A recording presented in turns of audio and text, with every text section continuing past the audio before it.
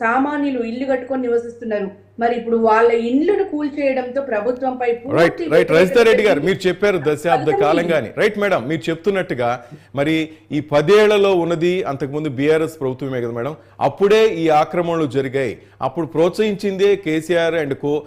ఇప్పుడు వచ్చేసి ఏదో అన్యాయం జరిగింది అంటున్నారు. అప్పుడే ఆక్రమణలు అడ్డుకుంటే బాగుండేది కదా అని కూడా కామెంట్ వినిపిస్తోంది. అయితే ఈ వేలాదిగా జరిగిన ఈ కన్స్ట్రక్షన్స్ అన్ని 10 ఏళ్లలో జరిగినాయి కాదండి. కాంగ్రెస్ ప్రభుత్వమే వీటికి పర్మిషన్ ఇచ్చిందని చెప్పేసి చాలా మంది, ఇప్పుడు మీరు వెళ్ళి అక్కడ మూసీ పరివాహక ప్రాంతాల్లో నిలబడి అడగండి ఈ ఇండ్లు ఎప్పుడు కట్టుకున్నారని. దాదాపు 15-20 ఏళ్ల కింద కట్టుకునే ఇండ్లే ఉన్నాయి అక్కడ. అంటే 15-20 ఏళ్ల కింద కాంగ్రెస్ ప్రభుత్వంలో వచ్చిన పర్మిషన్స్ ఉన్నాయండి. ఈ 10 ఏళ్లలో కట్టినవి చాలా తక్కువ. రైట్, మీరు చెప్తే కరెక్టే. కానీ శాటిలైట్ పిక్చర్స్ చూస్తుంటే మీరు చెప్తున్నట్టు అప్పుడు ఆంధ్ర రాష్ట్రం కలిసి ఉన్నప్పుడు, తెలంగాణ ఆంధ్రప్రదేశ్ కలిసినప్పుడు, ఉమ్మడి ఆంధ్రప్రదేశ్ ఉన్నప్పుడు అప్పుడు శాటిలైట్ పిక్చర్స్ కి ఇప్పుడు శాటిలైట్ పిక్చర్స్ కి తేడా చూపిస్తున్నారు కాంగ్రెస్ వాళ్ళు. ఇప్పుడంతా ఆక్రమించిన పిక్చర్స్ కనిపిస్తున్నాయి అంటారు. చెరువులన్నీ ఇప్పుడు ఈ 10 ఏళ్ళలో జరిగింది అంటున్నారు వాళ్ళు.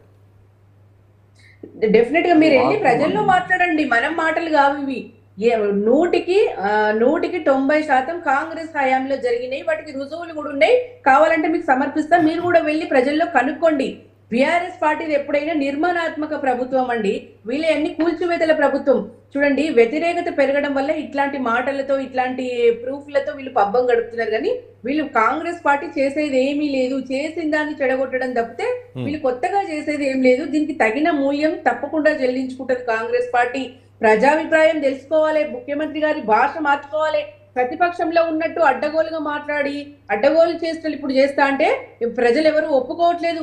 లక్షల నిర్మాణాలు కేసీఆర్, లక్షల కూల్చివేతలు ఇలా రేవంత్ రెడ్డి అన్నట్టు నడుస్తుంది ప్రభుత్వం. మూసీ నది సాక్షిగా మహానగరంలో కేసీఆర్ గారు డబుల్ బెడ్రూమ్ ఇండ్లు ఉన్నాయి. అసలు ఒక్క డబుల్ బెడ్రూమ్ కట్టనే లేదని వీళ్ళు మాట్లాడిండ్రు. ఆ రోజు డబుల్ బెడ్రూమ్లే లేవన్నారు. మరి ఇప్పుడు లక్షల ఇండ్లు రాత్రికి రాత్రి ఎక్కడ పుట్టుకొచ్చినాయండి? ఇవన్నీ కేసీఆర్ కట్టినవి కావా? ఇలా కేసీఆర్ కట్టిన డబుల్ బెడ్రూమ్ వీళ్ళకు దిక్కైనాయి అంటే వీళ్ళు చేసిన పనికి అంటే పూడ్చుకోవాలంటే ఇలా కేసీఆర్ గారి డబుల్ బెడ్రూమ్లు దిక్కైనాయి. ఇప్పుడు కేసీఆర్ అనేది నిజం, ఆయన హామీలు నిజం, ఆయన మాట నిజం. ఇక వీళ్ళ జూటా మాటలు, దిమాక్ లేని పనుల వల్ల డ్యామేజ్ కంట్రోల్ కు ఇలా ఈ నిర్మాణాలే దిక్కైనాయి అనేది వాస్తవం. బిల్డర్లను బెదిరించడం, డబ్బులు వసూలు చేయడమే ఈ హైదరాబాద్ లో నడుస్తుంది అనేది ప్రజల నుంచి వచ్చిన మాట, మనం మాట్లాడడం కాదు. ఇది ప్రజాస్వామ్యం లేదు. ప్రశ్నిస్తే అరెస్టులు. ఇప్పుడు ఆయన బామ్మార్దికి 1000 కోట్ల కాంట్రాక్ట్ ఇప్పించుకున్నాడు. మరి సామాన్య ప్రజల కొంపను ఊలుస్తున్నాడు ఇవాళ ముఖ్యమంత్రి గారు. ఇవాళ మెయిన్ స్ట్రీమ్ మీడియా కూడా ఒప్పుకుంది, విధ్వంసం జరుగుతుంది హైదరాబాద్ లో, తక్షణమే దీన్ని ఆపేయాలని చెప్పేసి మీడియా కోడై చూస్తుంది. ఆయన పేదలను, ఇండ్లు లేని వాళ్ళను టార్గెట్ చేసిండు. ఈయన వచ్చి ఇండ్లు ఇస్తాడేమో అనుకుంటే ఉన్న ఇండ్లు కూడా కూలగొడుతుందని ప్రజలే అంటున్నారు, మనం అనే మాట కాదు ఇది. అనుమతించిన అధికారులను సస్పెండ్ చేయండి. Water board, electrician, house tax, registration Congress హయాంలోనే వచ్చినాయి. ఎవరు ఇచ్చిందంటే ఒక్క మాట, ఎన్ కన్వెన్షన్ పర్మిషన్ ఇచ్చింది ఎవరు? ఎన్ కన్వెన్షన్ కూల్చివేసింది ఎవరు? అంటే పర్మిషన్ వాళ్ళే ఇస్తారు, మళ్ళీ ఇవాళ ఏదో గొప్ప పని చేస్తున్నట్టు వాళ్ళే కూల్చేస్తారు. ఇవన్నీ ప్రజలు గమనిస్తలేరండి. ఇవన్నీ ఇప్పుడు ఎన్ కన్వెన్షన్ అయితే మనం కళ్ళ ముందు సాక్షాత్తు మనకు కనబడుతుంది కదా ఎవరిచ్చింది అనేది. ఇలా చూడండి, హైదరాబాద్ మొత్తం ఎక్కడ చూస్తున్నా ప్రజల ఆందోళనలు, హోరెత్తిన నినాదాలు, ఇలా ప్రజాగ్రహం కట్టలు తెంచుకుందండి. ఇలా రేవంత్ రెడ్డి ప్రభుత్వం కూలిపోయే అంటే దగ్గరలోనే కనబడుతుంది. ఇవి ఎవరో బీఆర్ఎస్ పార్టీ చేసే చేతలు కావు, ఇవి ప్రజలే తెలుసుకుంటారు. ప్రజలు పెట్రోల్ పోసుకొని చనిపోతున్నారు, హార్ట్ అటాక్ తో, అంటే ఈ హఠాత్ పరిణామంతో హార్ట్ అటాక్ తో చచ్చిపోతున్నారు. మరి ఇట్లా ఉంటే లా అండ్ ఆర్డర్ పరిస్థితి ఇంకా అద్మానంగా తయారైందండి తెలంగాణలో. ఇలా డిప్యూటీ సీఎం ఇంట్లోనే దొంగతనం జరిగిందని పేపర్ లో చూసినాం, అవాక్కైపోయినాం. డిప్యూటీ సీఎం ఇంటికి రక్షణ లేకపోతే సామాన్యులు ఎట్లా బతుకుతారు తెలంగాణ రాష్ట్రంలో అనేది ఇలా హోంశాఖను దగ్గర పెట్టుకొని మొత్తం ప్రజాస్వామ్యాన్ని ఇలా పోలీస్ వ్యవస్థ నిర్వీర్యం చేసిన ఘనత కాంగ్రెస్ పార్టీదండి. ఈరోజు ప్రజలు ఏమంటున్నారంటే, కండ్ల ముందున్న కేసీఆర్ విలువ తెలవలేదు, ఇలా దొంగల మాటలు విని మోసపోయినాం, ఇలా మోసపూరిత కాంగ్రెస్ పార్టీని మోసపోయినాం అని చెప్పేసి ప్రజలే అంటున్నారు. సోషల్ మీడియాలో హైడ్రా డ్యామేజ్ కంట్రోల్ కోసం కేసీఆర్, కేటీఆర్ అనని మాటలు కూడా వాటిని కాపీలు, కట్టింగులు చేసి వాళ్ళు ఏదో అన్నట్టు వాట్సాప్ గ్రూపుల్లో ఫేక్ ప్రచారం చేయించుకుంటున్నారు. అంటే అంతటి దౌర్భాగ్య పరిస్థితికి కాంగ్రెస్ పార్టీ ఇలా దిగజారింది. ఇవాళ వాళ్ళు చేసే పనులు కాదు, వాళ్ళు చేసే డ్యామేజ్లు పూడ్చుకోవడానికే వాళ్ళకి సమయం సరిపోవట్లేదు. ఇప్పటికే హైడ్రా వల్ల 3 చచ్చిపోయినరు, మరి ఇంకెంత మందిని పొట్టన పెట్టుకుంటున్నారు అనేది బీఆర్ఎస్ పార్టీ చారి గారు, చారి గారు, చారి గారు. గాంధీలో మందులు లేక ప్రజలు చచ్చిపోతున్నారు, మరి దీనికి ఎవరు బాధ్యతలు? ముఖ్యమంత్రి కాదా అండి? రైట్, ఇలాంటి అనేక అవగాహన లేని చేష్టల వల్ల హైదరాబాద్ బ్రాండ్ ఇమేజ్ తగ్గిపోతుంది.